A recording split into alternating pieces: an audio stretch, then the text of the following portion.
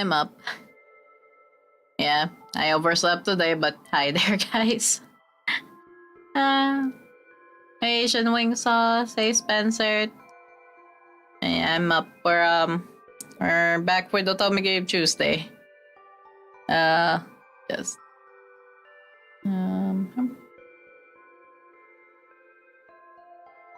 Yeah. For today, though, I plan to at least get to halfway the route. I'm not sure if I can finish the whole thing today, but we'll see. I gotta do some other stuff off stream. Yeah. Me. Also, no, there's no construction work today. So at least it's not gonna be that noisy. Oh yeah. I think we're on... What chapter is this now? Load. I think it was this one. We got saved from the fire by Ren. Hell yeah.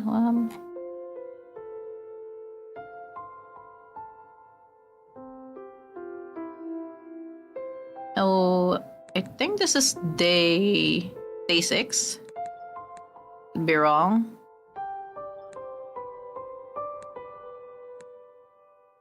Yeah. Let's see what happens, I guess. When you wake, the room isn't yours. The walls feel unfamiliar, the air too still. Panic creeps in as you push yourself up, then pain shoots through your hand. You look down. A ring glints in your palm. A wedding ring. It shouldn't be there. It shouldn't be here. It got lost in the river after Kazui's death, yet it looks untouched, as if it never left you. Your head spins. What's happening? A sudden bang hits the door. followed by hurried footsteps. Without thinking, you slip the ring into your pocket. Something tells you to keep it hidden. The door creaks open, and a faint silhouette appears in the light.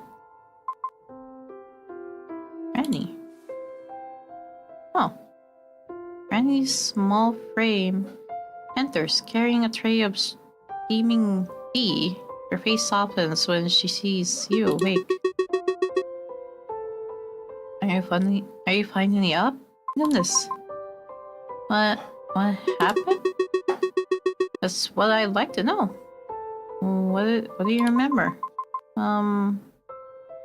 There was an accident, a fire, and I think I heard someone enter my apartment, and then remember. It's alright. I'm just glad you didn't remember. You see, I'm just glad you still remember some of it. I heard the sirens blaring, and then out of nowhere, Ren showed up at my door carrying you unconscious. Luckily, you weren't badly hurt. I stayed with you through the night, taking care of you. Well, Ren kept going back and forth between my house and your apartment, dealing with the police and everything else. The tall man came by as well while we were still asleep.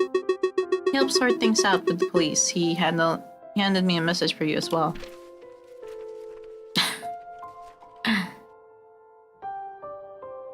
The morning, afternoon, or night, whenever you're reading this, your neighbor let me know that you were resting here instead.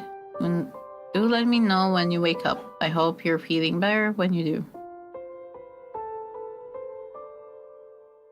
Yes, Raymond says feel better soon. Was that Ryota? Or make a mental note to thank him later. And what about Ren? Is he alright? Where is he? It's better if you hear it from Ren himself. Easier said than done. That brings you to the question, where is Ren? That's another issue you might have to tackle yourself after the fire. He's been skittish, avoidant. Tried talking to him about what happened, but he's been avoiding me too. He just says he has important things to take care of. It's probably better to confront him head on, since he keeps avoiding both things. It's worrying, really. He's always been like this. Whenever something hard comes up, he keeps it to himself and tries to solve it on his own. I just hope he'll open up soon, either to me or maybe to you. Okay, fine, Ren. You're welcome to stay here as long as you need, till your apartment is fixed up. Are you sure that's okay, Granny? I don't want to oppose. Of course, I enjoy your company anyway. It's been a long time since I had anyone over. I'll enjoy it while I still can.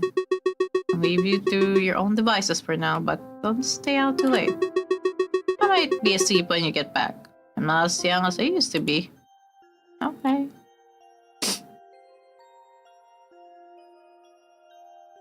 What do we have here? A shelf, left futon, right futon, cabinet, bathroom. But we have to find Ren, so we're going out. Right as you leave the house, you see a familiar silhouette approach you. Ah, there he is. Wait, are you feeling alright to be moving around? Yeah, it was Ryota then. Yeah, I brought some things for you. Medicine, bandages, and a few other essentials. Oh, you didn't have to. Be quite scared. I'd be even more anxious if I didn't at least bring something to help. Also came by early, but you were still unconscious. I didn't want to disturb you, but... Yeah, so I handled some of the work for you. As much as I could, at least. So try not to worry too much about it. Though if you do receive any angry email from our boss, I really tried my best. Yeah. Anyways, I hope you're feeling alright, and you're up to it later. I'll be at the cafe with Kyoko. She's been definitely worried about you too. If you'd like to drop by, we'll be there. Ryota gives you a small nod, then falls quiet for a moment, as if gathering his thoughts before speaking again.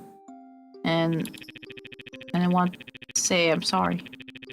Sorry for not being there when you needed someone. Wish I could have been. But I'm glad someone else was there for you. God, you made it out. Finally gives a small, reassuring nod. And then I won't take up any more of your time. Take care of yourself, alright? I'll see you soon. Just as Ryota disappears from sight, your phone buzzes. Perfectly timed as if on cue. And there's the cop.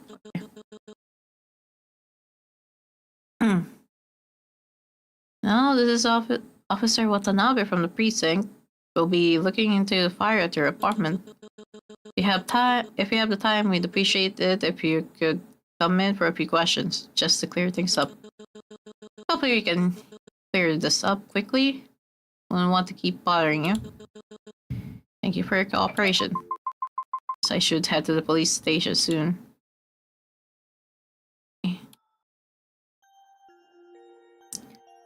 Let's see. I don't think I'm seeing him anywhere, right? It doesn't indicate anything. Why do I have a feeling he's at the river, but let me save.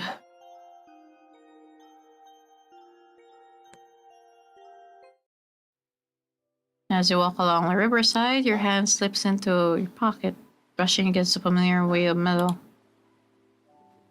When you pull it out, the world seems to hush. The ring.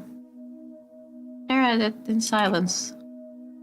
You've imagined this moment so many times, finding it again, holding it by the river. But now that it's here, the feeling doesn't reach you. Tilt the ring, your reflection stares back, faint and distorted. Last time you saw yourself and on its surface, you remember looking lighter, softer. Now the tear lines tracing your cheeks seem heavier, carved deep by the time and grief. Then you hear it. Soft footsteps behind you, careful and slow, as if someone's trying not to be noticed. You turn around, half expecting to see a random kid playing by the riverside, but before you can leave, you reach out to grab his hand. Up there he is.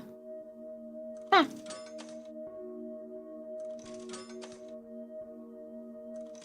There.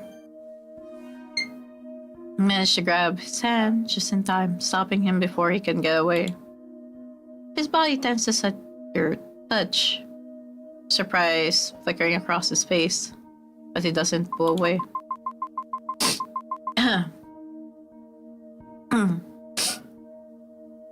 Are you finally ready to talk to me, or are you going to keep running away?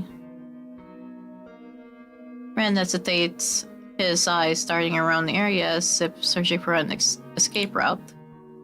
When he finds done, he lets out a long sigh, shoulders slumping. Fine, you win. I'll talk. Not like I have much of a choice anyway. Why do you keep avoiding me? Guess it's easier that way? The less people know about you, the less they nag. The less they ask questions you don't want to answer. Is it a crime to wish for a quiet life? It's not a crime, but sometimes doing the right thing means stepping out of that quiet life for both our sakes. And why does it always feel like I'm the one who has to throw away my peace of mind just to make everyone else feel better? Oh, okay. Forget it. Whatever. What do you want from me this time?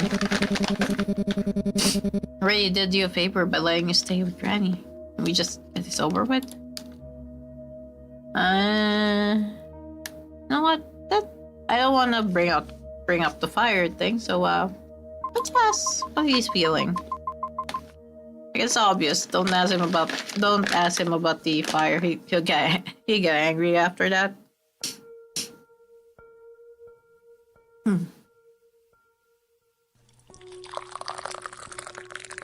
I thought so.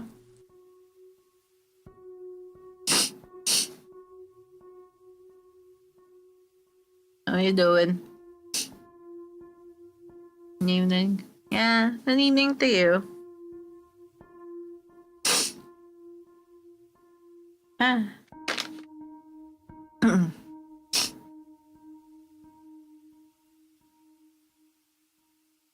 Yeah, I thought so. Yeah, I'm gonna hydrate real quick.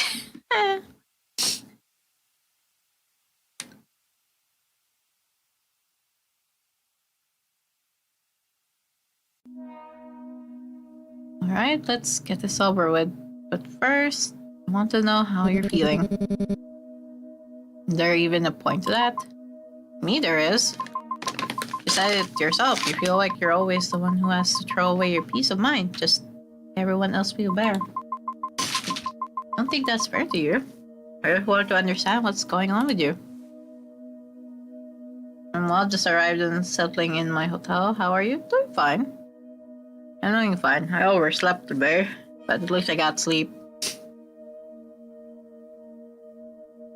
Ren glances away, jaw tightening slightly. He lets out a quiet breath torn between annoyance and reluctant honesty. Really don't know when to quit, do you? If you already know I'm conformable, then why don't you just leave me alone? Why do you keep pushing? He exhales sharply, running a hand through his hair as if searching for words that refuse to come.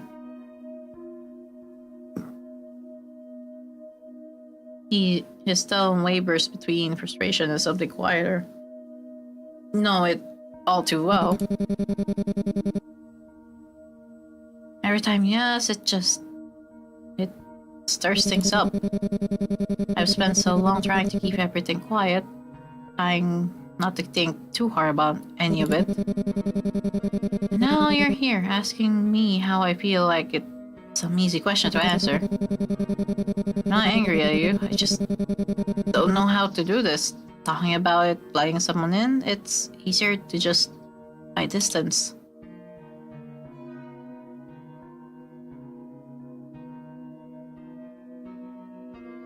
No, I don't think telling him to just calm down will work. So it's okay to be angry. It's okay to feel that way. You know, it's hard to break out of old habits, especially when keeping things in has always felt safer. But taking the first step, that's what matters most. Take a small breath, watching his expression carefully. I'm not asking you to suddenly open up or force yourself to change overnight. You can take it slow if what you need. But you have to be willing to try too. Otherwise, we'll keep running in circles. Ren doesn't respond it right away. His eyes flicker toward you, both uncertain and guarded. There's a quiet struggle in the way he grips his sleeve, as if trying to convince himself that lowering his walls will make everything collapse. I'll try, he promises, but try. Eventually, the air turns quiet. You can tell he's been thinking about what you said, letting your words sink in bit by bit. When he finally speaks, his voice is slow, hesitant. Also, my food is on the way. Ah, it's pathetic, isn't it? That I need this much cuddling just to function. I think it's fine. Some people will need more. Yeah, not pathetic to want some support. Also, hi, Andre. Also, my food is there. Let me go get my food. I'll be right back. I'll be right back. Let me BRB.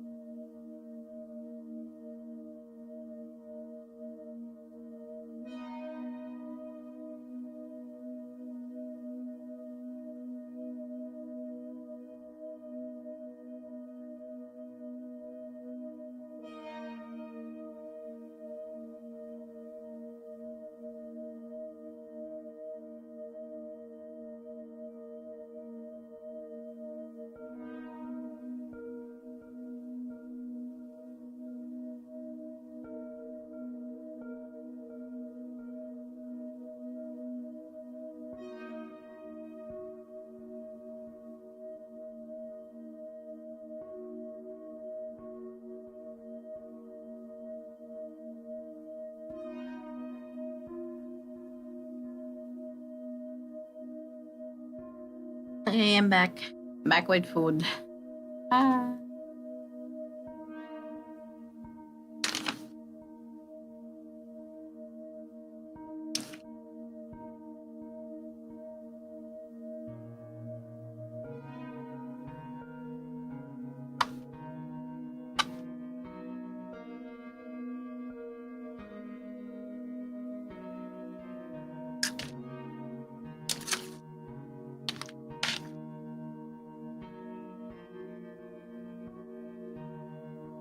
Okay, I'm gonna be eating, so I don't think I'm gonna be able to read.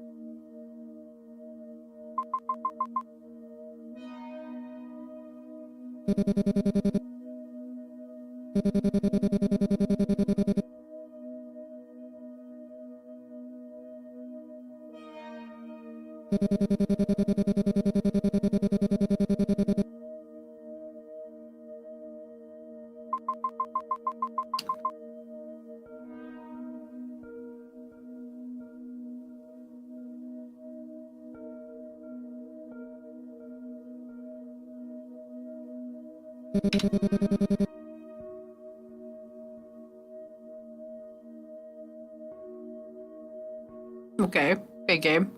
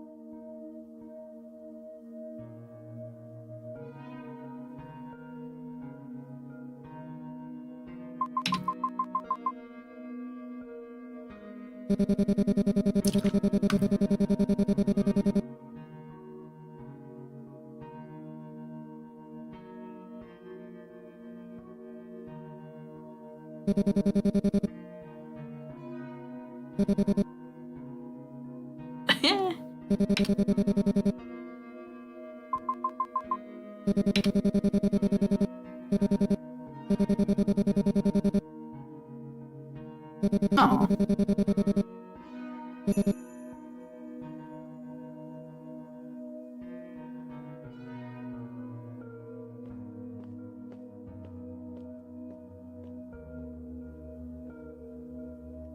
Not enough green in this game, hey dragon.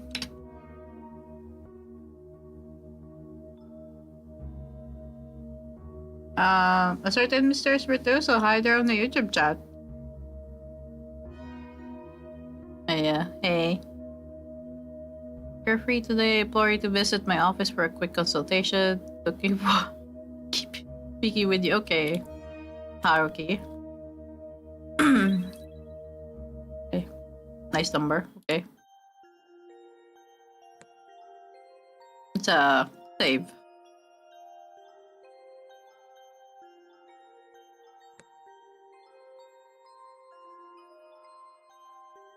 Let's let's go to I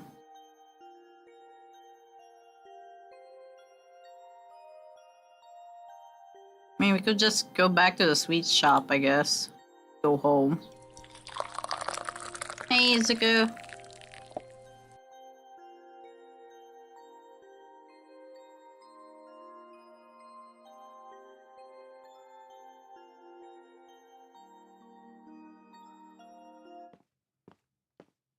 Head back to Granny's house, noticing how late it's getting. Quiet of the street is immediately shattered inside the home. Ricky's voices cut through the air before he even stepped front door. Oh.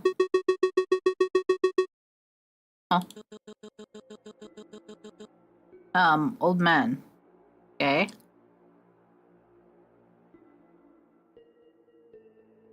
Oh. Oh.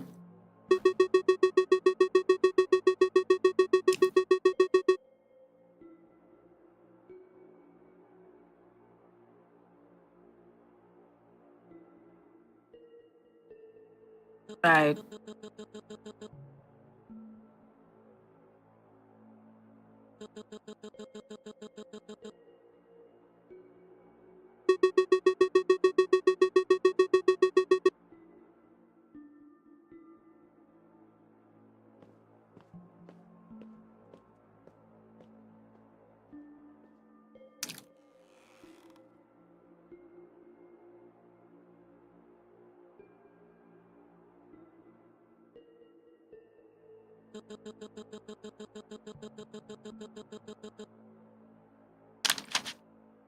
Oh god. Uh-oh.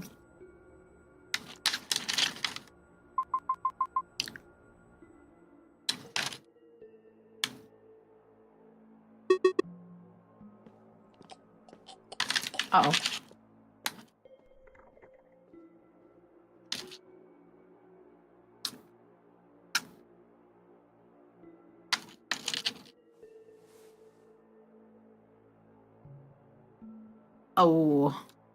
Oh.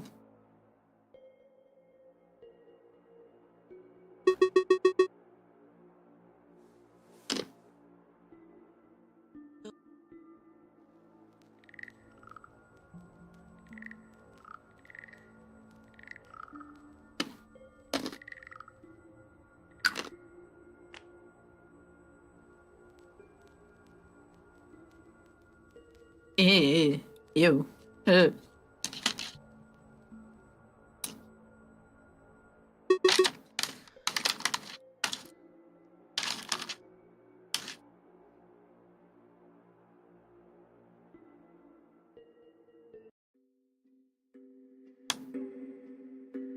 Uh-oh.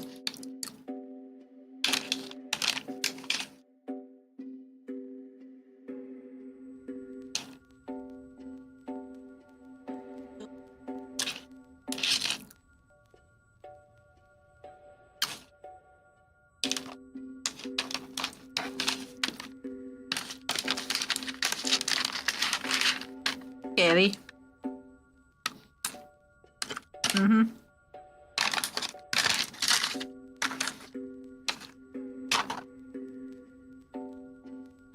Then suddenly, what?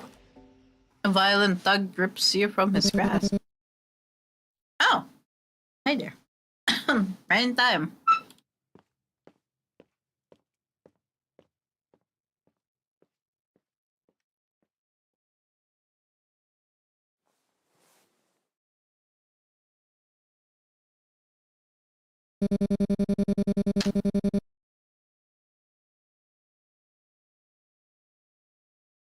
When did they release you? Aww.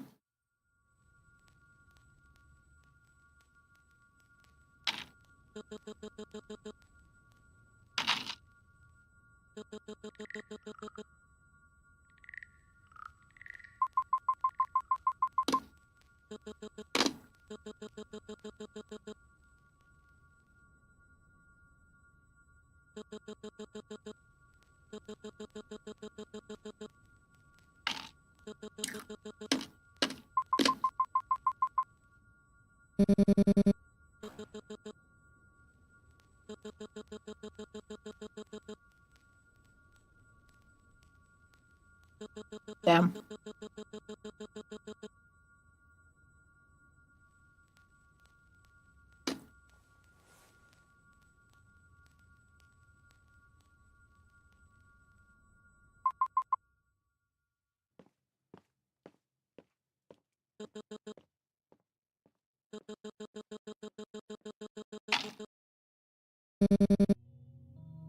Uh-oh.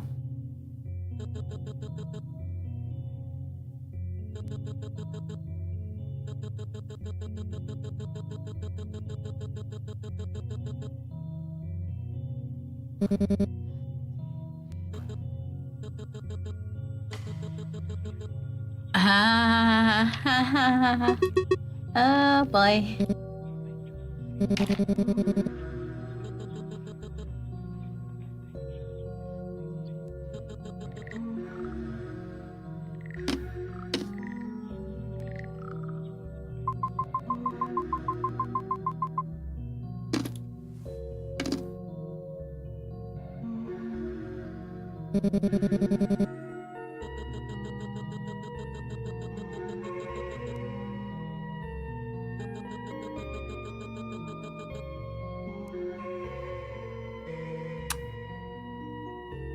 I would throw hands with this old man.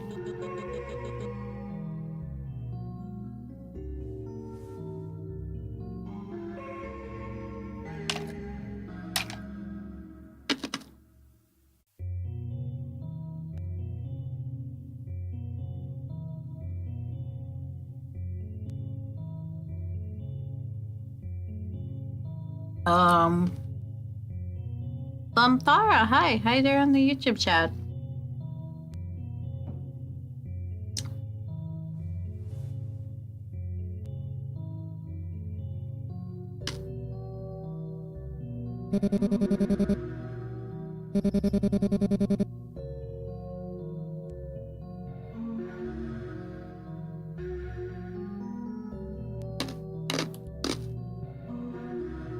What are you playing? This is Lover's Enigma. It's a visual novel. It's an otome game. Yeah. Yes, it's in black and white. It's part of it. It's part of the game.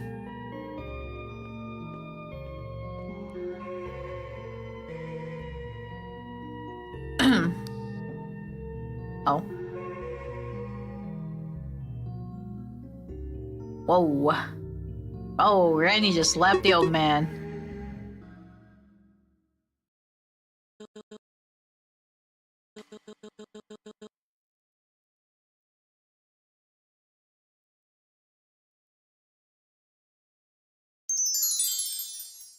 Oh. VTuber lover, hi, thank you for the follow. Hi there.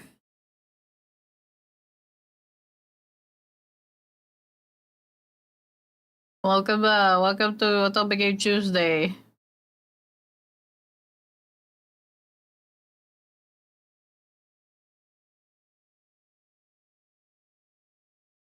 Where I try to read where I try to read while my throat is dying, I guess.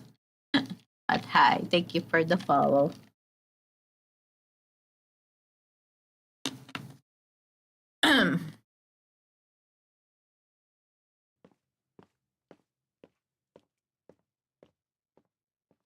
I think I can read now because I just finished eating.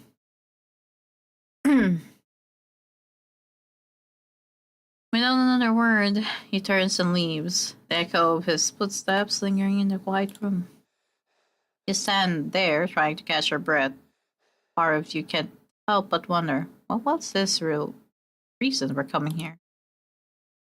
Was it Ren he wanted? Or you? Or perhaps he only wanted to drive a wedge between the two of you. Ren exhales shakily.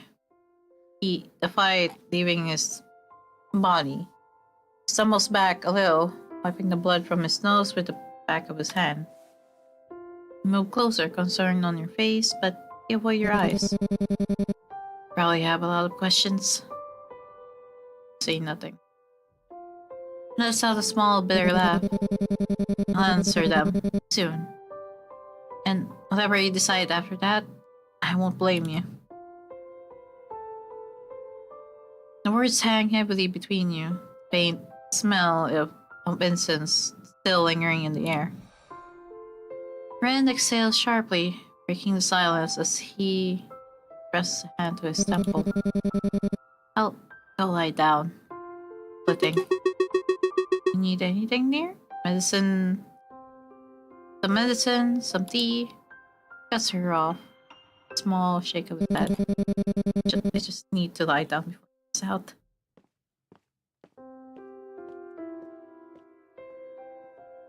Without waiting for a response, he turns and walks off. His footsteps uneven against the wooden floor. Sound fades until the only thing left is the faint creak of the house settling.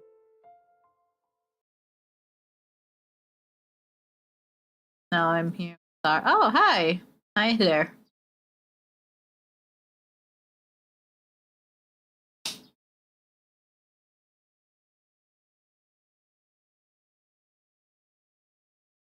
Yeah, welcome to the stream. It isn't until Granny calls your name softly that you snap out of it, realizing you've been holding your breath the entire time. She steps closer, hand resting briefly on your shoulder. What for? For Hara-san, all those lies he spouted. You frown, recalling the old man's words and actions. He's been struggling for years now. Now there's a daily redeem. He got a lot worse when he joined that organization for some reason. He could convince himself that Ren committed some ungodly sin. There's a crab wave.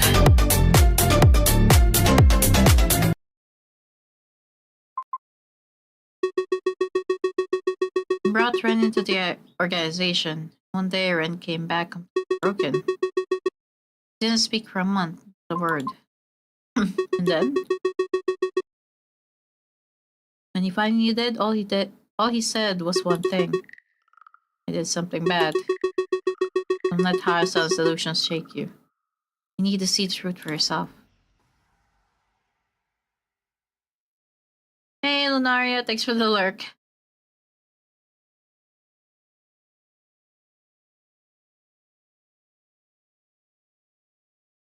Suddenly, Granny stumbles, her body faltering for a brief moment. Uh-oh. Catch her just in time, steadying her in your arms.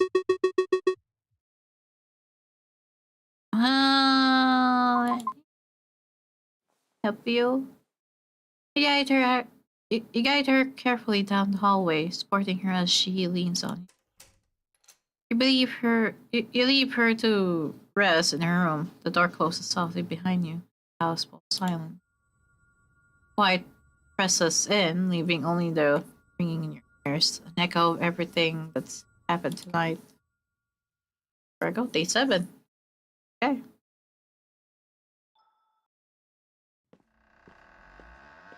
You enter the room quietly.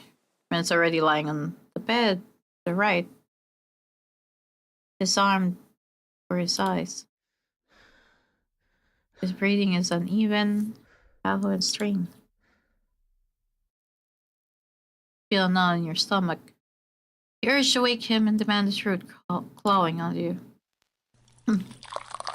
Oh, hey Lunaria. As you watch him sleep, the words die on your lips. You'll have to wait until morning. Hey, hi.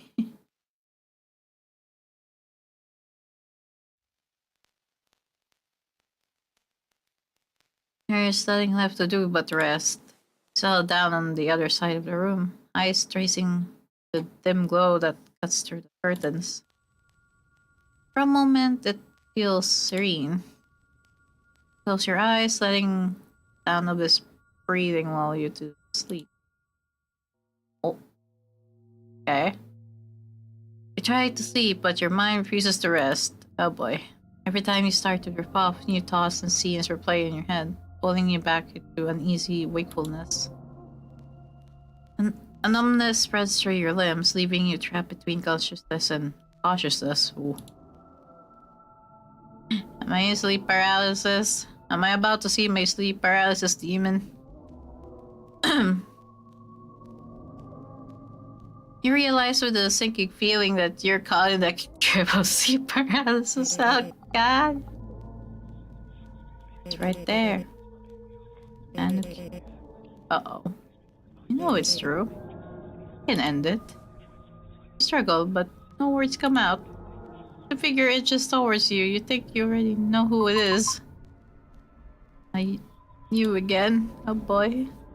What am I about to see this time? The words resound in your head as you try to speak, but no words come out. Now you finally figured out who did it. You've solved it. You finally avenged me. Oh hi. Stranger danger. A shadowy figure lunges, its hands stretching toward you with a natural predatory precision. Suddenly, you're hover Ren. Your hands move on its own. Outstretched fingers shake towards his throat, bending and twisting in an almost robotic motion. No, what am I doing? Your hands close around his neck, and as he continues to sleep, unaware. Pain expression on his face, though the pain expression on his face still mirrors the horror of the scene unfolding. Buddy, wake up. Buddy. Oh. He's having his own nightmares right now.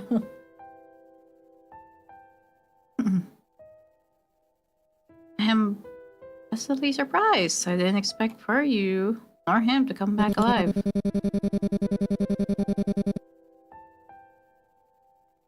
What was supposed to happen? He suddenly lunged at me. No worries, you've given me something even better. Oh. Aw. That's sad. That's sad for you to find out. Okay then.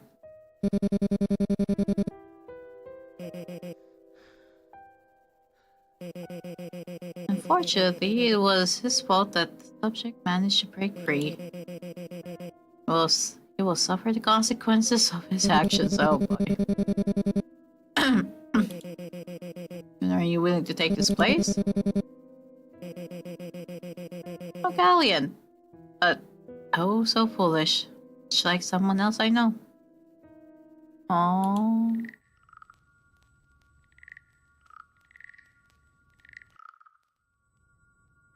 Force against it. Tell yourself the voice that's feeding thoughts into your mind that's wrong. It's saying, you don't know if you can trust Ren either. Trusting him is still better than trusting the thing that crawls behind your ribs and whispers through your teeth. You know better now. You have to know better now. But your hands keep moving away anyway. This road is right there. Your body refuses you as though you are merely a passenger inside it. Fingers hover closer, closer, and closer, closer. Then sting.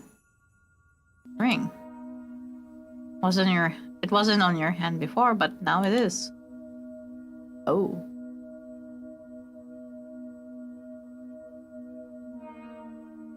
A small, unassuming diamond digging into your skin. Sharpen up to carve a thin line of red down your finger. Pain is real, immediate, and it cuts through fog.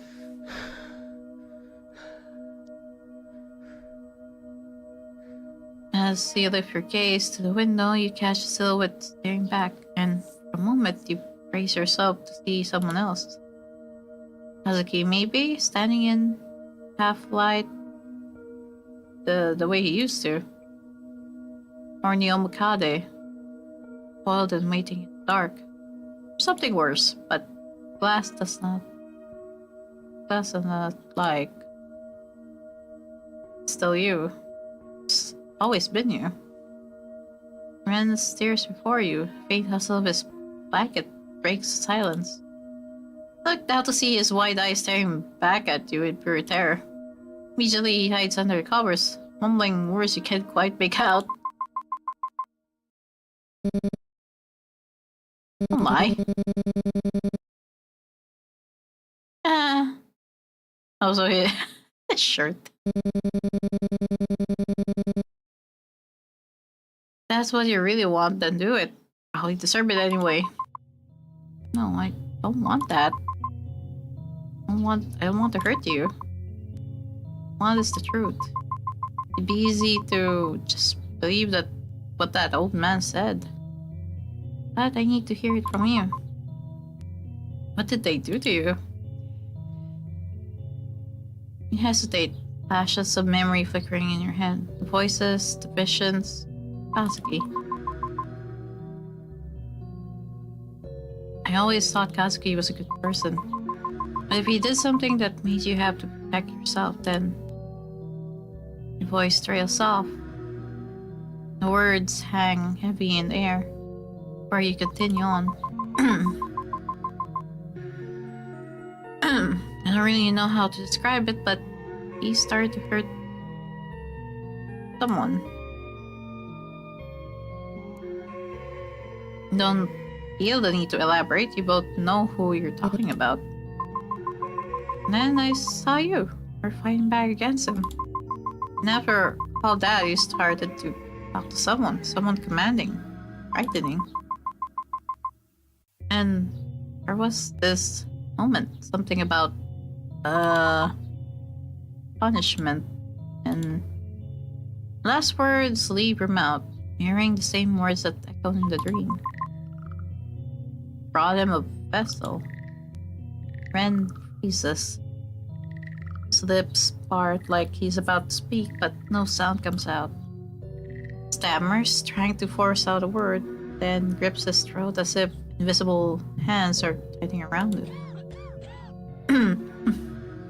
He coughs and gags violently, sound shattering the silence of the room. Heart races as he doubles over, gasping. When he finally stops, he manages to choke out. No, I can't remember. I can't remember what happened. Oh.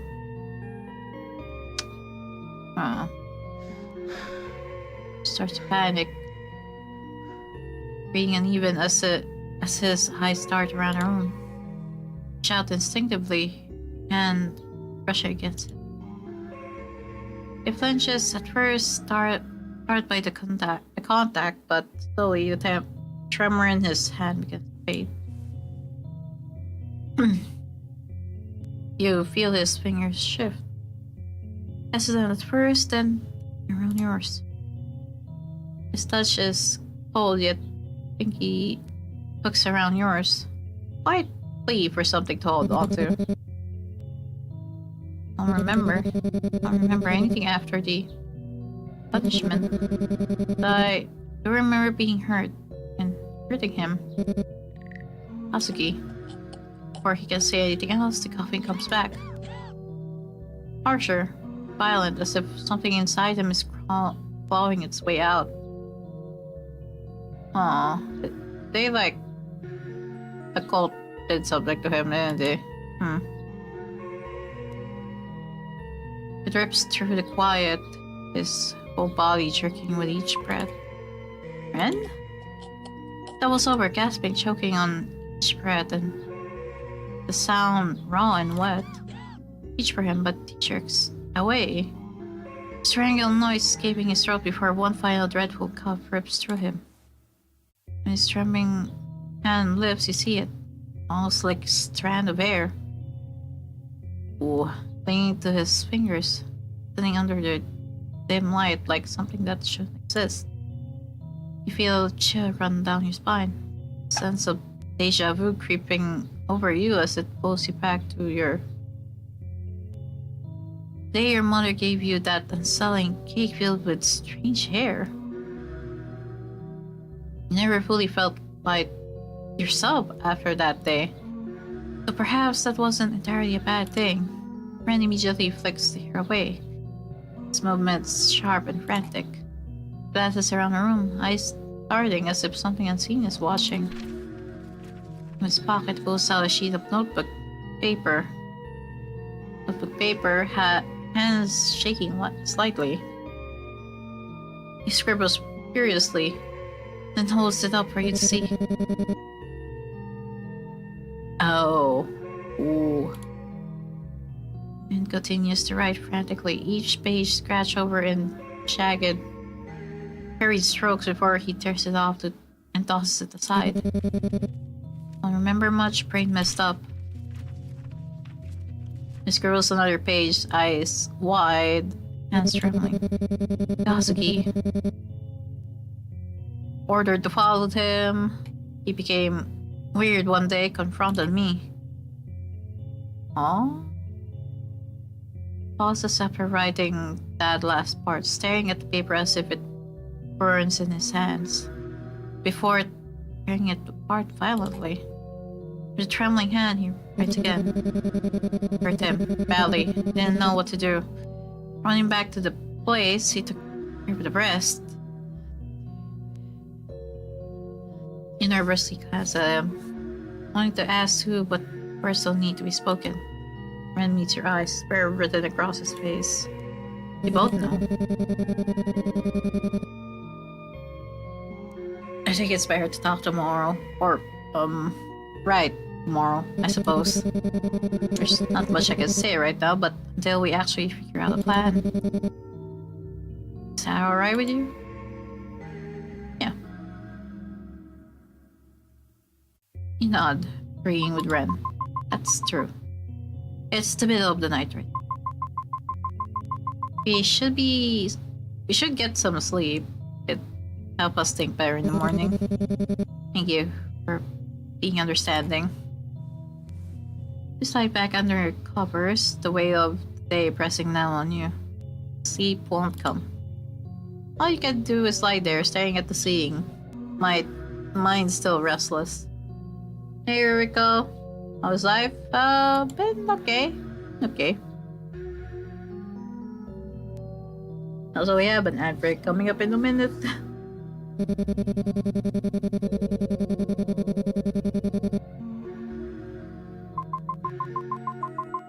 I know how you feel. We'll get through this together. Ren exhales softly, Small relief sound. I'll sleep better now. I hope you do the same. The room falls silent again, but this time it's different. It's quieter, softer, as if the storm of the day has eased just enough for a fragile sense of pause. Take the ring off, placing it gently on the bedside table. Catches the faint light, a small glimmer in the quiet darkness.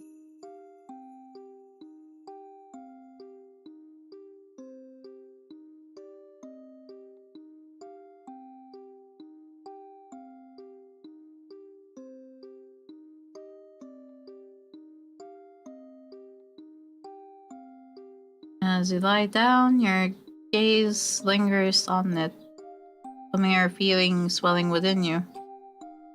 You've seen this sight before, many months ago. For a moment, it feels like he's still here. Hazuki. Close your eyes, that faint ache of nostalgia tightening in your chest as sleep slowly pulls you under. We have an ad break. So before I continue, I'm gonna take a break so that I can get water. I'll be right back.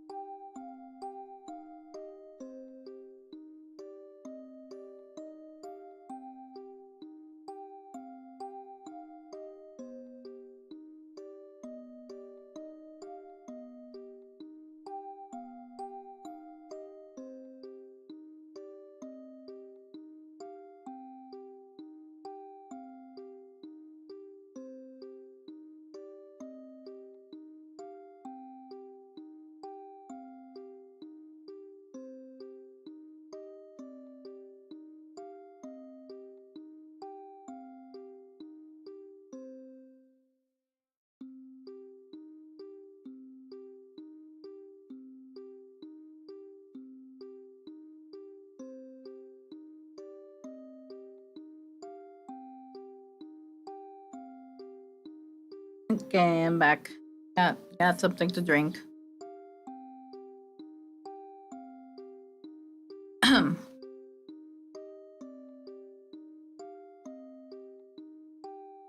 minutes ad for American insurance, even though my IP is in the Philippines. It happens. It's ads. I don't think it matters that much.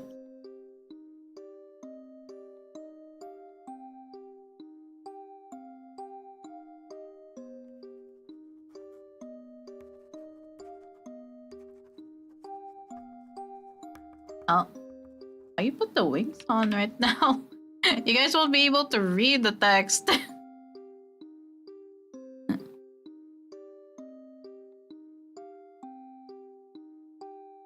Gonna be blocking the text, so I put the wings off.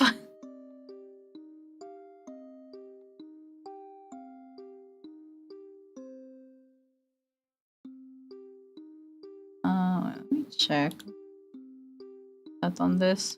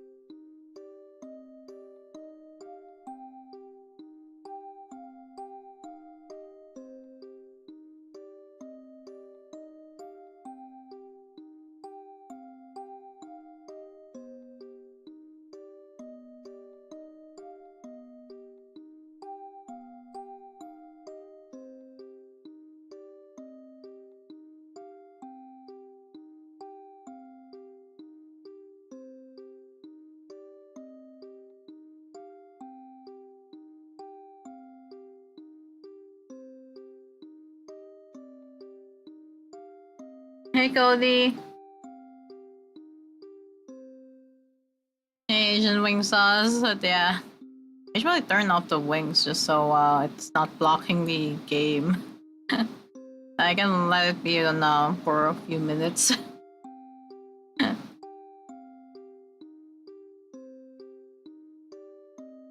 Oh, there it is. Yeah, I remember I did put a timer on that for that redeem.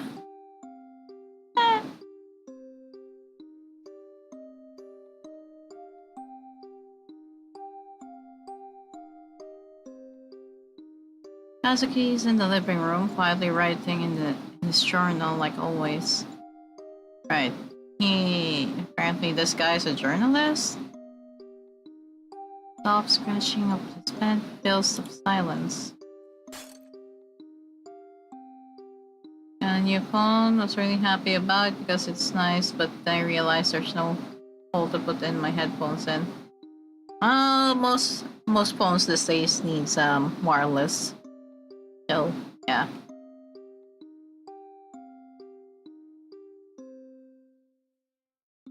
Then the cup slips from her hand and shatters against the floor. Oh. Natsuki shoots up, his chair scraping harshly against the wood.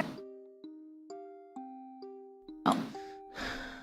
Freeze. His voice is sharper than I've ever heard it.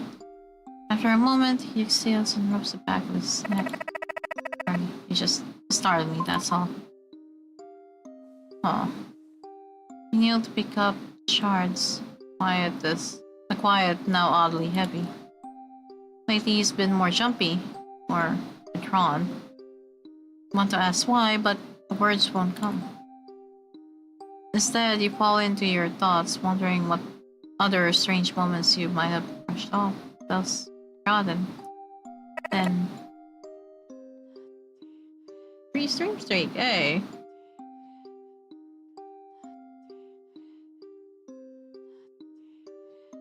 You look up.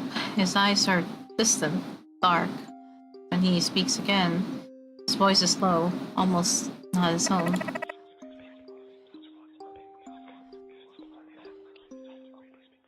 Huh? Look for the body. Oh.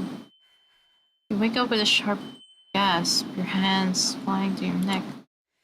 Your fingers tremble as they trace over your skin, searching for marks that aren't there. The neck is bare, untouched, just as you remember it. But then your gaze falls to your hand. The ring you left on the bedside table now glistens plainly on your finger. Oh. You stare at the ring for a moment longer. And an easy chill crawling up your spine. Feels alive somehow, like it still carries part of its previous owner within it.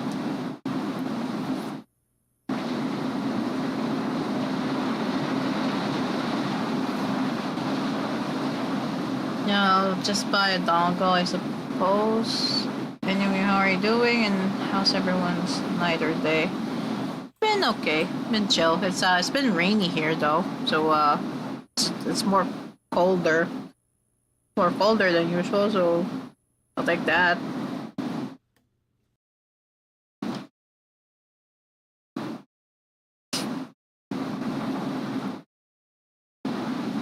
Can't tell if if that thought brings you comfort, Fred.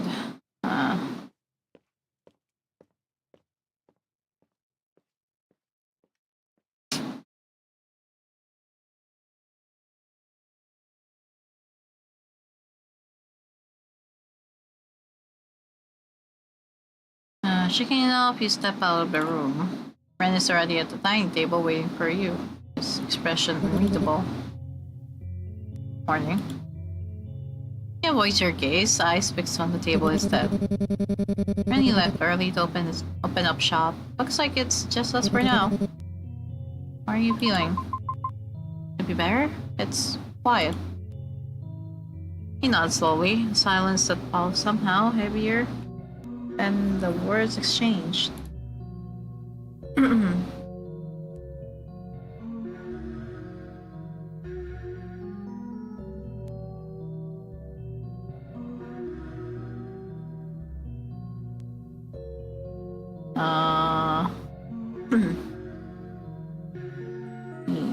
Let me save.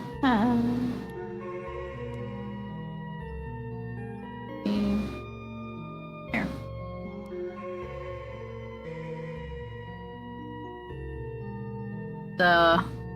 Ask about the plan. I don't think asking about his bed hair would help.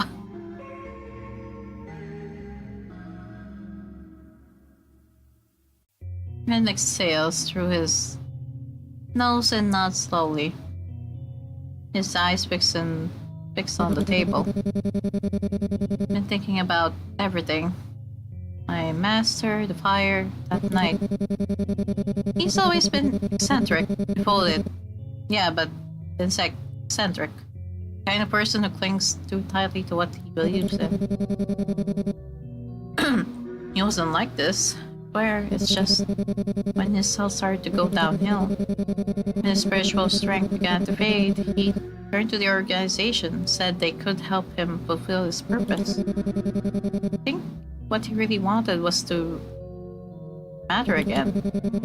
Feel like he hadn't lost everything he worked so hard for. Legacy, marriage. They were a safe haven for him. They told him what he needed to hear, something I couldn't give him. I'm not too unfamiliar with that feeling, I suppose, so I called him. Organization was him, what his words were me. Kind of anchor, I guess.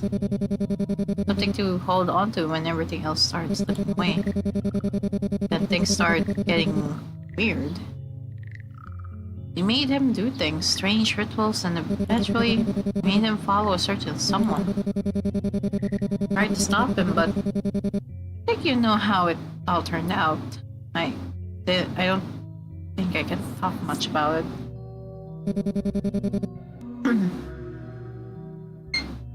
He's always listening, somehow. But I had to be there for my master. I have to be there for him. Somewhere along the way, I stopped knowing whether I was repaying a debt or just excusing the things I've done for him. Sorry, there are certain things I can't talk about. And you don't deserve to be dragged into our mess. No, not any more than you already have been. I just don't know what to do anymore. Hi, Mikey.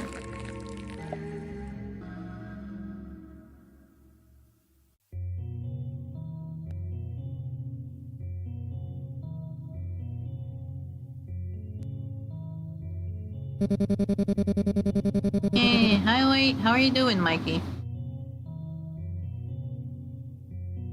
Really? After everything done to you? I'll do that. Alright, I'll figure out a way to do it. Don't worry, I'll handle it. You don't have to do anything too dangerous.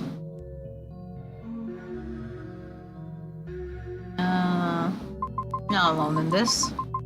You can trust me too, since I'm technically involved in this as well. Doing fine, how about you? Doing fine. Chillin'. We're chillin' and playing game. Team. Are you serious? I mean, after everything I did? Oh, I mean, yeah, I want to know the truth too.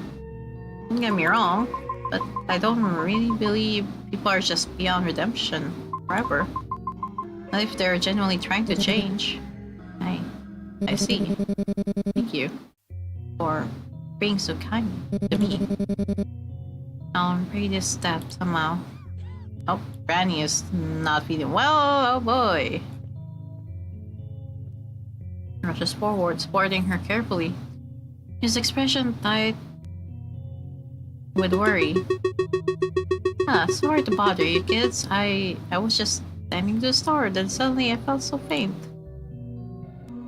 Ren helps her into a chair, steadying her, and hurries off to get some water, pressing back anxiously. Seeing her like this feels almost unreal. Her health, which had always seemed steadfast, now falters in front of your eyes. Your eyes flicker to the shadows of the room and face yourself, half expecting that eerie strand of hair to appear again. This time, nothing. Ren studies Granny, making sure she's sitting comfortably. Don't worry, I'll take care of her today. You should just go about your stuff. Oh, are you sure? I'm not you. Do you have work or something? I quit. Huh? Yeah, I don't have time for people who treat me like shit. Damn, bro. Damn.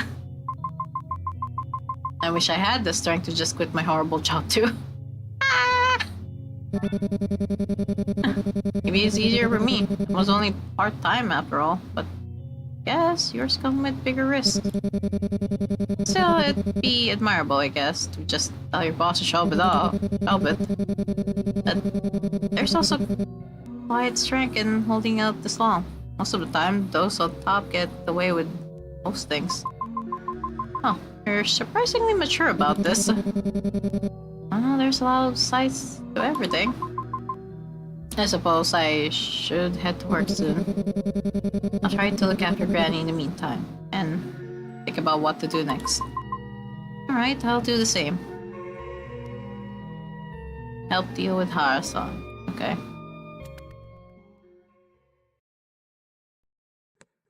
Let's try saving. In case.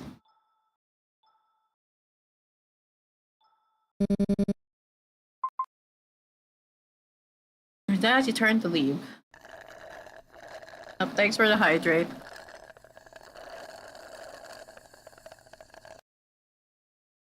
And the posture check. With that, you turn to leave. Quiet sound of the footsteps fading as the morning light filters in behind you.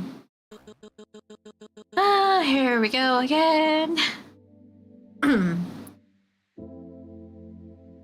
That's a third mistake today. Are you even paying attention, or do you plan on costing us more customers?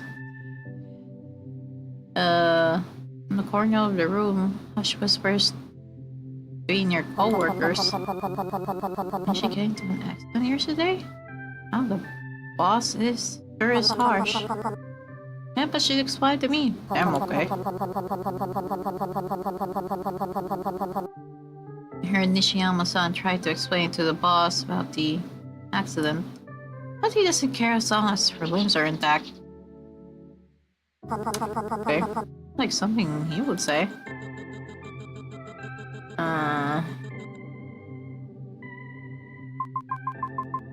But prior yesterday, bother, someone already told me about your little accident. Doesn't change anything. At the end of the day, this is a business. If you can't hit your quota, then you're out. What's that? Hi Tobias, hi there on the YouTube chat. His words sting, cold and final. You lower your gaze, swallowing the frustration building in your throat. What? As Red said, would be admirable if we do that.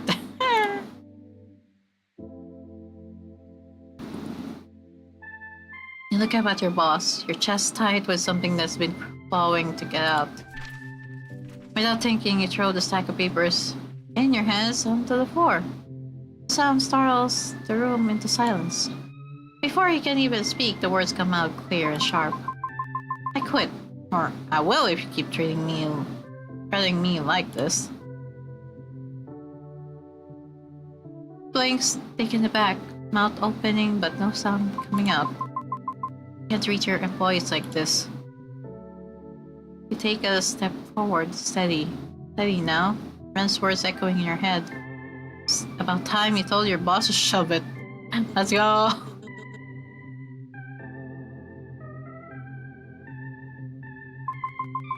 Then I'll make sure everyone in this block knows about your exploitative practices.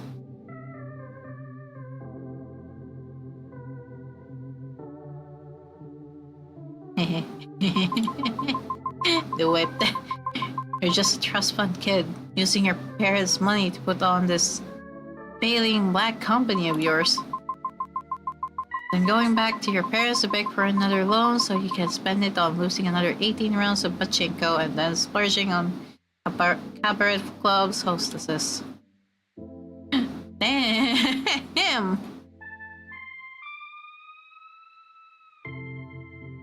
But his voice falters when he hears the stickers from your colleagues. He turns on them in anger, barking at them to be quiet, the tension brought somewhere. Viola takes this opportunity to come to your side. Okay? Never felt better. Proud of you. Wish I had the courage to do the same. Yeah. Huh. Maybe someday. Continue with your work, keeping your eyes on the screen. From the corner of your vision, you catch your boss avoiding you again. He gives you a petty glare every now and then, purposefully talking to the colleagues beside you, making snide comments within your earshot, but cowardly enough not to confront you directly. Huh. The day ends relatively astoundingly. You wonder how things will change. I'll stay back a bit. Gotta finish up some of the reports our boss suddenly dumped on me at the last minute. Are you sure? Don't stress yourself out too much. I'm used to it. Don't worry about me. He glances at you with that familiar gentle smile. Take care of yourself, alright? And if you have time, maybe drop by and see Yoko. She's been worried about you too. Alright, I will. Give him a small wave before heading off, watching as he turns back to his work. For a moment you hesitate, wondering if you should have stayed with him. But you shake thought away. There are more pressing matters at hand. As you step out into the street, the passerby's voice carries over the hum of traffic. Yeah, I saw this weird old man hanging around that alley again. It's just strange. The town's been full of weird curses lately, hasn't it? He paused for a moment, frowning. Could that old man be Arasa? Naruki's office is just a short walk from the alley. Wait, there, where the old man was spotted. Maybe you know something about him, or at least have some clue. Okay. Saving before I go there. Alley. I don't see anything, so I guess we just go to Haruki's office.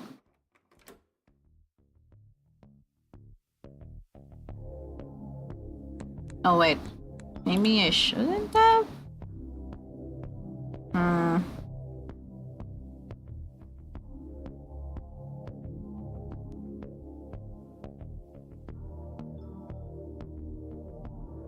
Maybe.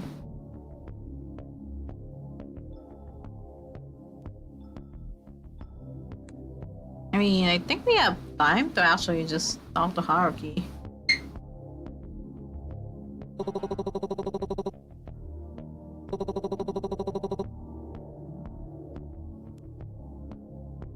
Huh?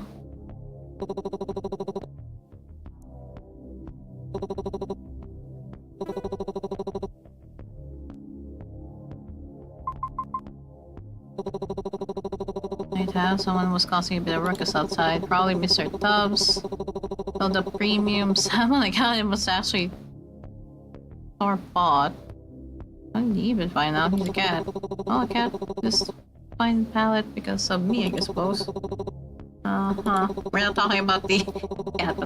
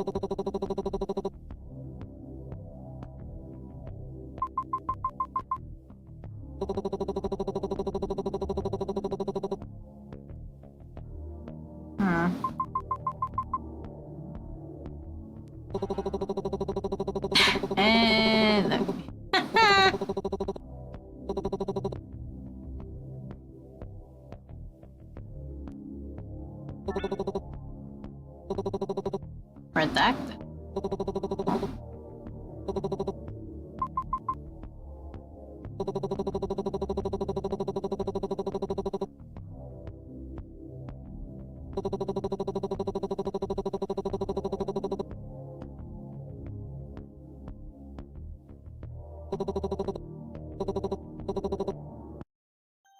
Okay, weird. Okay, load back.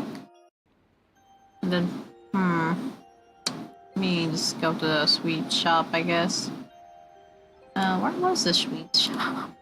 There we go. Let's just go to Ren. As you turn the corner, a familiar voice practically explodes beside you. I still bump into him. Even if I try not to go there, okay then. It's not like we live in a small town. We're running into each other is inevitable. Pure coincidence. Yes, definitely a coincidence. Sorry, I didn't think I'd scare you that much. I was just around the corner. You look a little stressed. Thought I'd check in on you a bit. Take a deep breath.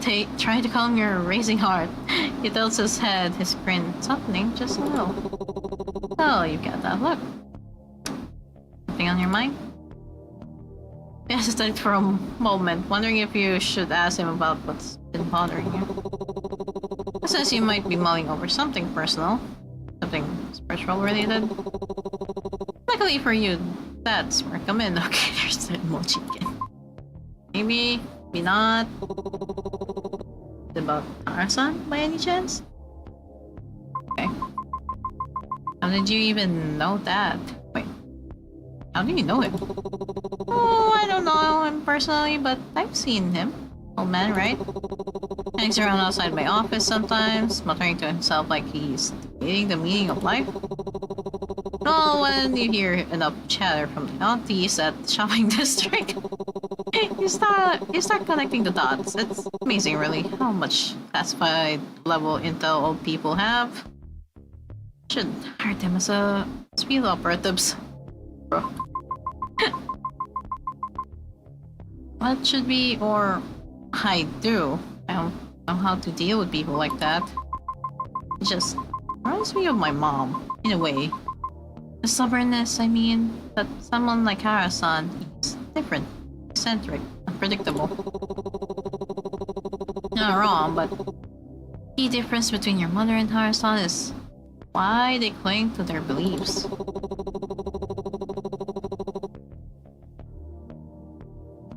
brought the wings back. Yeah, there's a timer on it when someone redeems it, so it disappears for after several, probably a minute or two, I think. I don't remember how long I set it to disappear after.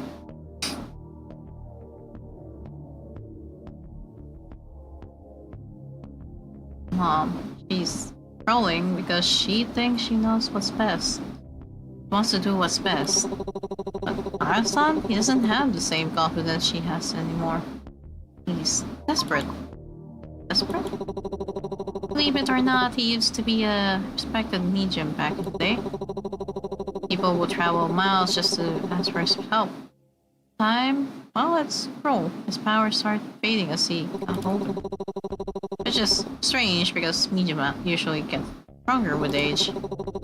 Anyways, it's easy for people like that to fall prey to anyone promising answers. When you built your whole life around something and it starts slipping away, you'll cling to anything that tells you it's not over yet. That still doesn't answer my question. What should I do? Haruki smiles faintly, the usual playfulness in his eyes dimming just a little. Only one thing you can do.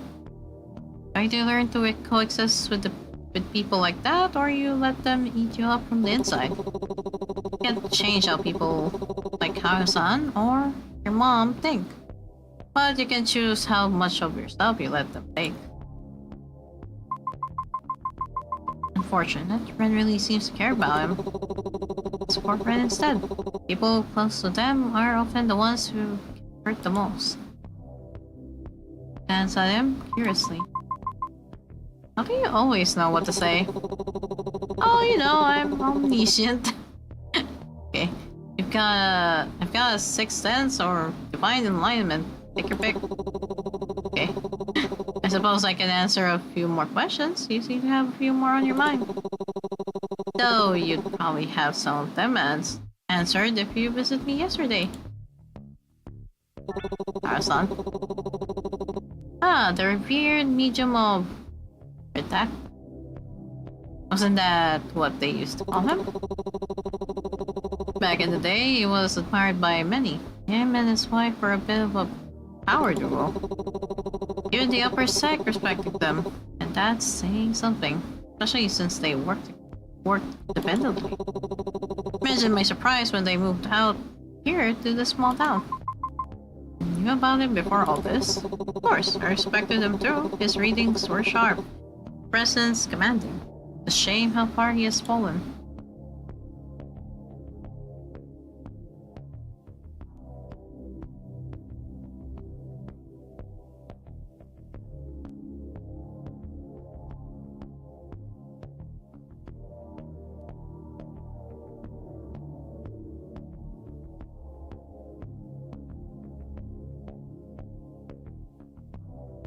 There's a brief silence before he adds, more quietly. And like, people like him don't just lose their gifts overnight. Something must have broken inside him long before his powers began to fade.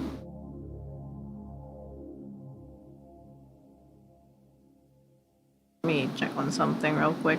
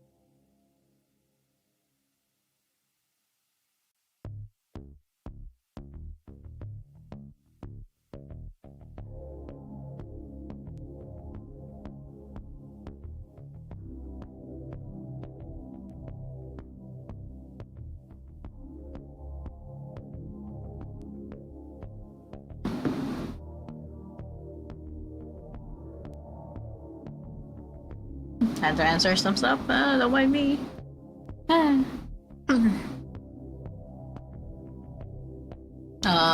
Okay. And it's that's about the spirit haunting us. You know, I saw a similar creature on the day my apartment burned down. It had Ren's face. Its mannerisms, but twisted in an awful way. It knew exactly where to hit, like it wasn't just wearing him, but it was him in some horrible way. The weirdest part is I felt like I was connected to it. Not just because it looked like him, but something deeper. Like it was reaching into a place I can't remember, but my body still recognizes.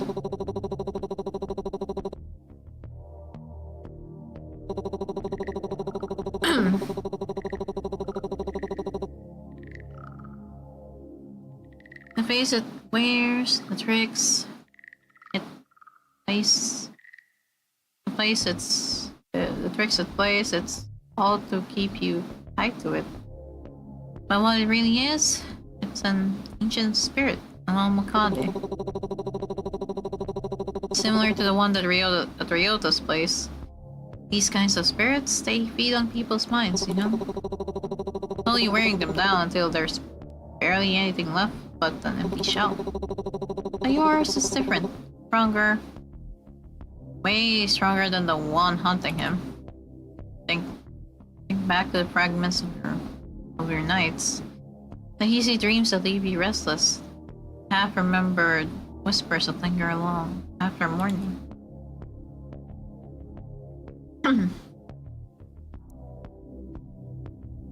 How that thing seems to pulse with energy whenever your chest tightens, whenever you feel your grip on reality faltering.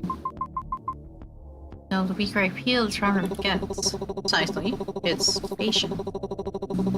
It thrives on imbalance, not making you question what's real until you hand yourself over to it without realizing. Not Wyatt used Katsuki? His words, his habits, all of it, just to break me down. Spirits can be crueler than people imagine. That doesn't cleanse the heart. Evils of humanity don't end when life does. Stop it? Of course. That's what I'm here for. I've been researching ways to sever its connection to you, and I'm getting close. Trust me, Miyuki. I'm doing everything in my power to make sure you get your happy ending. That is thing I can do. Just take care of yourself. If you let this thing wear you down too much, it'll be harder for me to act. So eat, rest, and let it trick you into thinking you're alone. Leave the heavy lifting to me. Otome hierarchy. Exercise. Okay. About the curses. Can you tell me more about curses, just in case? That's my area of expertise. There are all kinds of curses, you know? Small, simple ones to ones that lead to large catastrophes. Common ones cause misfortune, sickness, or ruin a person's life bit by bit. But the stronger ones can do things like bind a person's will, even stop them from speaking the truth. Stop them from about something? Indeed, it's a cruel kind of silence. One that eats away at you the more you fight it. Usually the way to break a curse is to destroy whatever's anchoring it. Sometimes it's an object, sometimes it's the person themselves. Hardest part is finding which one it is. But when you do find it, don't hesitate. Have the connection fast, because the moment you do, the one who casts it will know. Okay. I'll handle things on my end, alright? Don't need to worry too much about the organization. And as for the spirits, they're only as strong as you let it be. You've done really well so far. Just keep pushing forward. Got this. Okay. As what I'm seeing, Haruki on this route is someone who's gonna be working in the back. Penny never leaves it open. You step inside, lights are dim, with a few items scattered across the floor. Penny? Ren? No answer. Penny, are you here? Sharp crack echoes behind you. Pain bursts across the side of your head before you can even turn. The world tilts your vision swimming with light and shadow. Uh-oh, I think we got knocked out. Oh no. Last thing you hear before everything fades is the faint hum of the wind chime by the door. Its gentle sound twisting into something distant, almost mocking. In darkness. Where am I? Your mistake. Down lightly behind the back of your chair. Try to focus through the haze in your head, but thoughts won't line up right. There are two shapes in the dark. Rennie? Ren? None of them answers. A voice from somewhere behind you speaks instead, hoarse and trembling. Fucking old man, okay. You flinch. Shadows shift, and Harasan steps closer. His eyes glint like whetstones in the dark. Wanted to come to this, you know, but you had no choice. You won't understand. Oh, you would. Try to move, but the ropes bite deeper into your skin. Such a promising one, wasn't he? So obedient, loyal. That's what ruins him in the end. Devotion without direction. People think faith is pretty words and prayer. Faith demands proof. Sacrifice. Sacrifice that I'm willing to make. Not making any sense. Toss you off with a sharp slap that stings across your cheek. Oh, bitch, okay.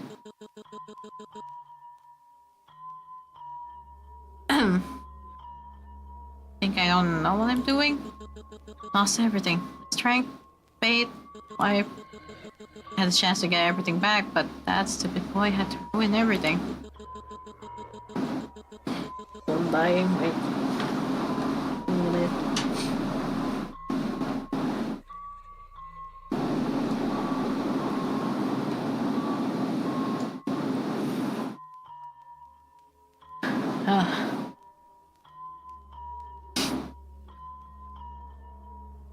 You were supposed to monitor him, then bring him back. Set things right. But Renjiro? That boy had to ruin it. He wasn't supposed to kill him. The vessel must be intact for the soul to return. Foolish boy, didn't even follow one order. Stopped suddenly, turning toward Ren's son body. I saw too late. The spirit still lingers, you can feel it. That man's essence, pulled apart but not gone. Roshi no Kami will forgive me when I restore what was broken. He kneels beside Ren. A bowl of murky water set before him. His trembling hands, he holds out a bundle of bamboo grass, tapping it rhythmically against his face, crown as he chants. Okay. A low guttural murmur that twists and warps with every breath, no longer sounding like words meant for human tongue. I don't understand what you're doing, but it's wrong. You're hurting all of us. Wrong? You don't know wrong until you've been abandoned by the gods. When someone else offers you redemption, a chance at retrieving what you lost, I say that crime to not accept that offer. Collect the ropes again, panic rising. Harasan, teachings say conversion must be willing. This isn't fate. This is... Oh. But take me when it's done. When the world opens its eyes again, I see him. Just like before, the one you lost. Looks at you, then eyes wide and glassy. man lost somewhere between devotion and madness. You should be grateful. You're the witness to this rebirth. Arma,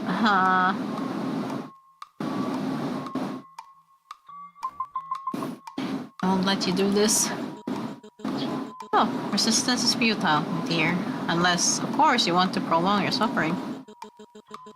What are you trying to be, Some heroine in a tragic story, trying to save your beloved from the forces of evil? And so? What? Then you should have made better choices. Amidst his incoherent ramblings, you see Ren stare. His head lifts weakly, confusion flashing in his eyes as he catches sight of Granny slumped nearby and floods his voice. Harasan doesn't answer. He just keeps chanting, the bamboo grass tapping against the skin in a panting rhythm. His voice cuts through the air, raw and desperate. For a moment, the old man's hand stills, before turning sharply and striking Ren across the face. The sound echoes sharp and wet. You scream, struggling against your restraints, but Harasan only stares down at Ren, his eyes wide, mouth twitching into something between a smile and a grimace.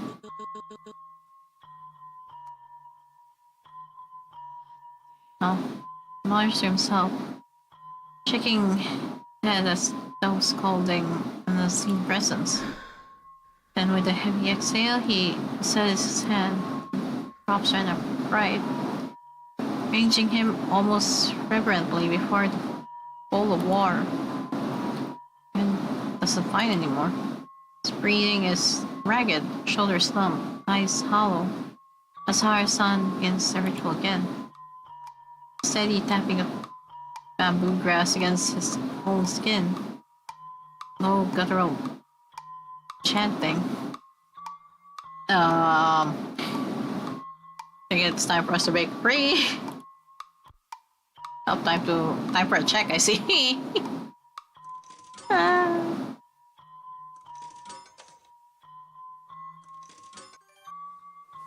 You struggle against the ropes, digging into your wrist, coarse fibers burning against your skin.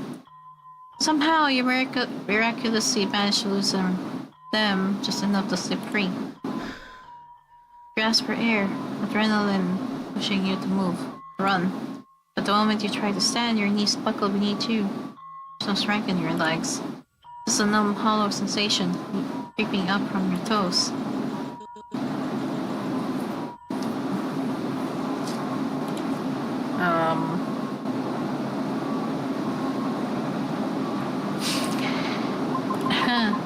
You're really sorry, then fight back. Prove it, don't let him control you. He's not the person he used to be. He's using you for his own sake. He doesn't want redemption. He wants power. But you're different. Don't lose to him. Just don't let him take you. Bye-bye, here we go.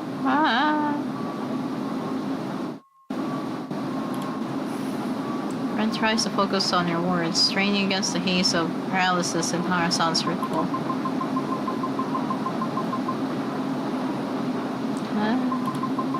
No wonder you lost your powers in the first place. You were never worthy of them. Harasan falters, his chanting stopping for a brief moment. His eyes narrow, and a sharp mocking laugh flashes through tension. Think you're so special just because he favors you. If it were up to me, I would have taught you your place long ago.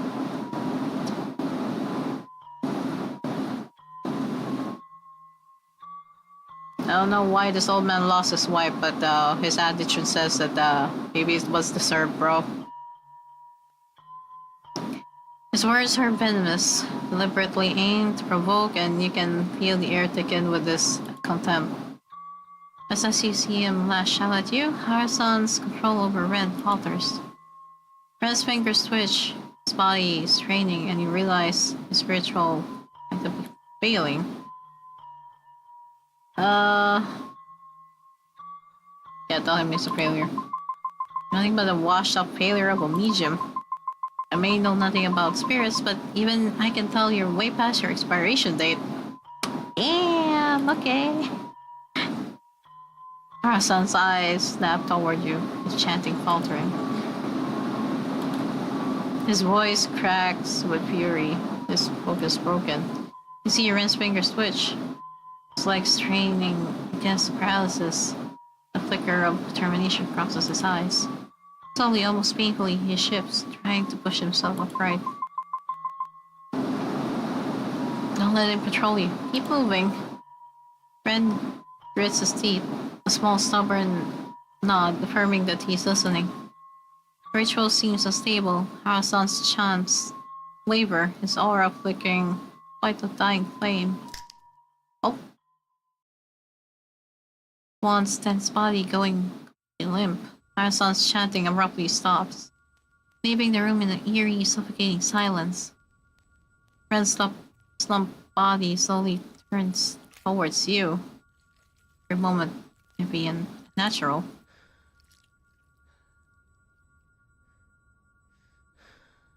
His breathing rattles through the silence, and then voice emerges. Familiar, but not his own.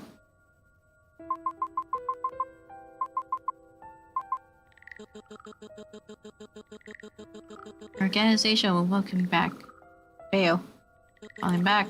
All of this, it's proof of my worth. Oh my god. And unless Ren's just oh.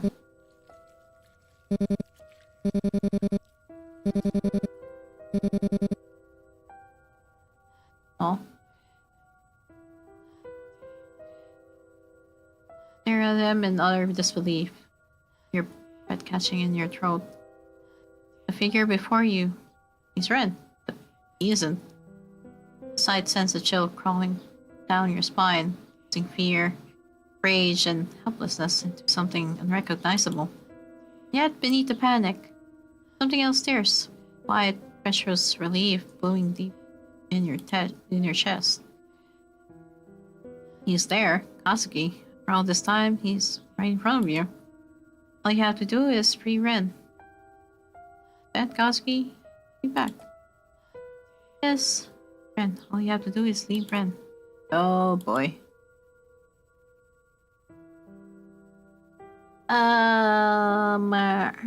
Yeah, this is just running away, I think.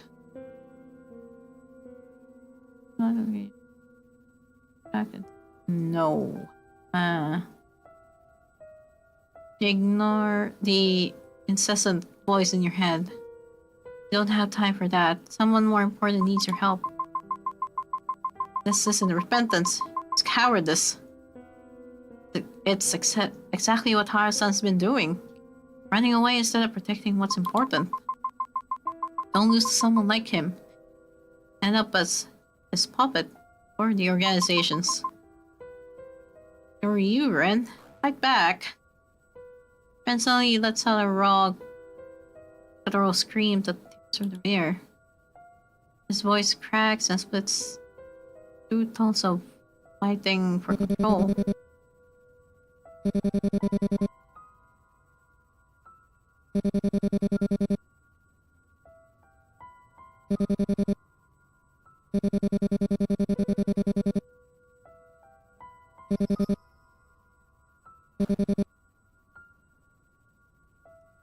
His body convulses, trembling violently before he lets out one last shout that echoes through the room. Silence, and chokes, scuffing hard until something dark spills from his mouth. He asks for air, shoulders shaking, for his head lifts slightly to meet your eyes. An unmistakable gaze, one that takes you back to the alleyway when you first met him. Eyes, wide and almost fearful, lock onto yours, echoing that same raw, hesitant intensity. For a moment, he just stares, blinking as if more words that won't come. Exhale, your voice breaking. up a good fight. I'm glad you're back, Ren. Your interaction with Ren seems to have alerted Harasan. That jerks toward you. His eyes widen and hinge. Moves toward you with slow, deliberate steps and his hand outstretched. Try to pull back, but it's faster. His hand locked firmly on your shoulder. The moment his fingers brush the edge of your sleeve, you scream. Raw and instinctive. There's no point holding back when you know whatever comes next will be worse. As your voice pierces through the air, while a smack follows suit. Grip your face in shock, waiting for the stinging sensation to ring through your cheeks, but the pain doesn't come. Harasan stumbles forward, clutching his face. Force your eyes open, feet trembling. Ren stands between you, her posture steady, arm outstretched. In her hand, a familiar yellow talisman glows faintly in the dim light. Paper edges fluttering from the burst of energy that just struck him. Oh, Granny?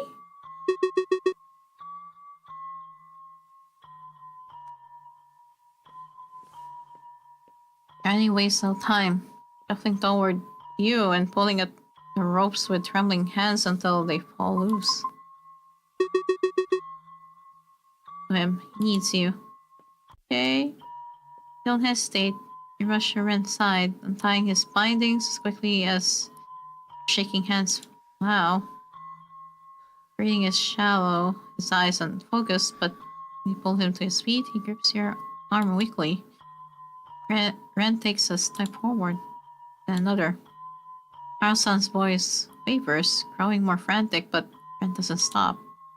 He keeps walking, breaths coming out uneven, trembling with something between fury and grief.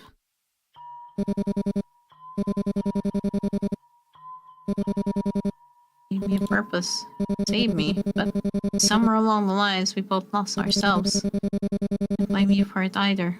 We were both trying to survive. I won't forget those years. I won't forget the good you did. Doesn't mean I can forgive what you did to me earlier either.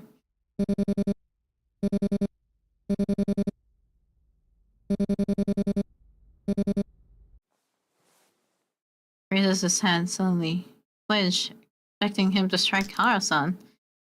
And instead his fist crashes into the wall just beside him. Sound reverberates through the room like a gunshot. Silence follows. Dust drifts down from the cracked plaster. Harasan's lips part, but no words come out. His shoulders tremble. His fingers uncurl slowly from the wall, leaving streaks of blood against the cracked surface. For a moment, he just stands there, staring at his blood-stained hands. Then, strength drains from him all at once. His knees buckle as he sinks to the floor. Thought if I listened, if I obeyed, maybe it would make me whole again. It just hurts. It hurts. Oh, we have another ad break in a bit. Ah! His voice breaks, the last word dissolving into a sob. Presses a shaking hand to his face, trying to stop it, but tears come anyway. Didn't want this. Didn't want any of this. I do. The sound of him crying fills the room. All the tension, the fury, the guilt spills out. Free breath. He goes forward, his forehead almost touching the ground. Sorry. Comfort him. I don't think punching the old man will do anything. You freeze. Mid-step, the anger is still burning in your chest. Harasan's words echo, but they start to fade beneath the sound of Ren's quiet, ragged breathing. You turn not to Harasan, but to Ren. He's trembling, face streaked with tears, eyes distant and unfocused. The anger in you wavers, softening into something heavier. We have an ad break. That might be the last ad break we'll see for today, though, because after I read this part, maybe we'll probably end stream. I need to do stuff, but yeah, I'll be right back. Let's let the ad break play for a bit.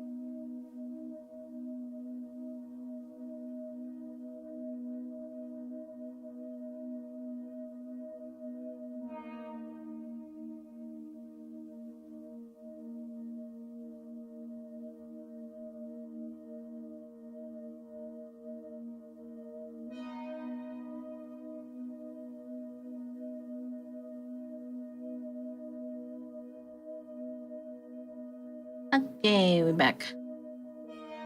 Okay. Yep. Sorry, finishing this.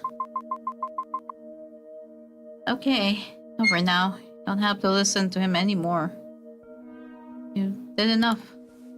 You kneel beside him, your hand hovering near his shoulder, before finally resting there. His skin is cold, his body is slack, but he leans into the touch just slightly.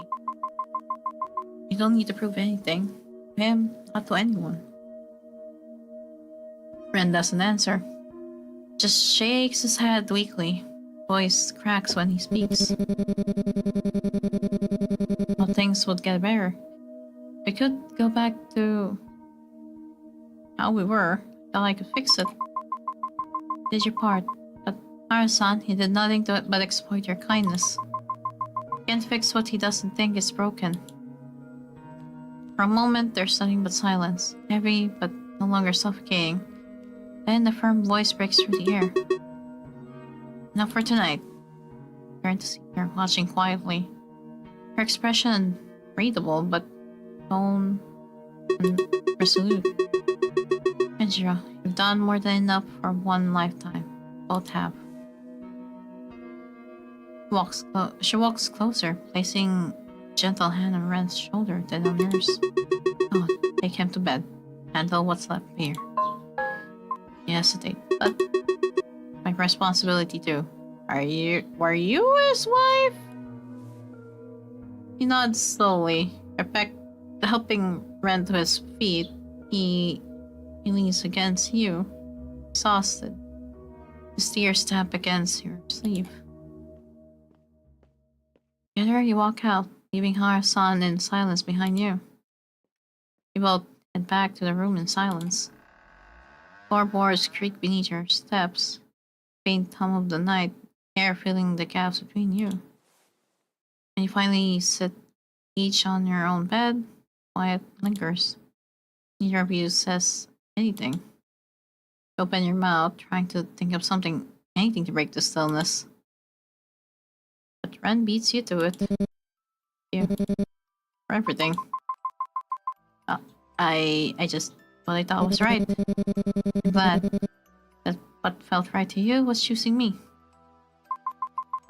Don't say things like so suddenly. It's embarrassing. I mean, when Hara-san brought him back, I thought you'd choose otherwise. Really thought for a second that letting him take over was the right thing to do. That he believed in me, trusted me, wanted me to stay. Of course I did. Someone important to me. And let's have a small laugh, kind that almost sounds like a sigh of relief.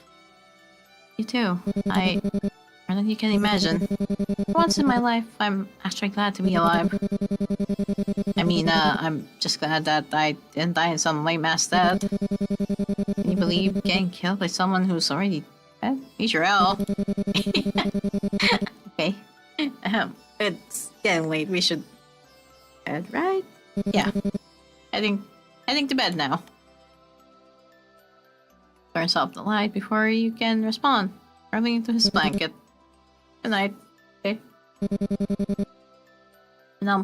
Thank you. Again. You lie back on your own bed, eyes tracing the faint cracks in the ceiling. You don't hear another peep from him, except the words from before repeat in your mind. I'm actually glad to be alive. You smile faintly to yourself. Oh, me too. Day it. Yep, that's the next day. Oh. We're saving there. I know it's a short stream, but yeah, that's it for today. Yeah, I gotta do some stuff, so that's it for today. I gotta handle some things off stream. So yeah, for now, I think yeah. We'll end the route next what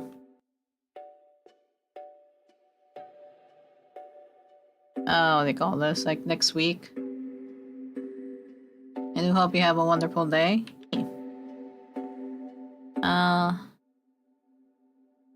Yes. But yeah. What's live right now that I can probably read out to?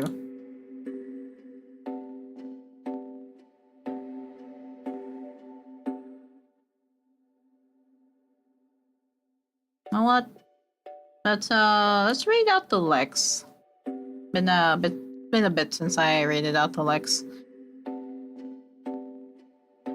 Yeah, well, I have a stream tomorrow for nighttime, with Flo and John. We'll be playing PSO2 tomorrow. There's a maintenance, yes, but it's until 4 p.m. so we have time. There's time by nighttime that we can play.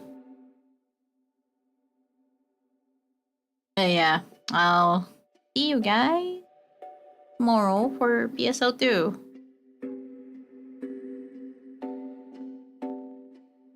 For now, let's go read out the Lex. He's playing FF14 with Sandra right now. I see that he's viewing that one scene in Endwalker. Okay. Here is the raid message.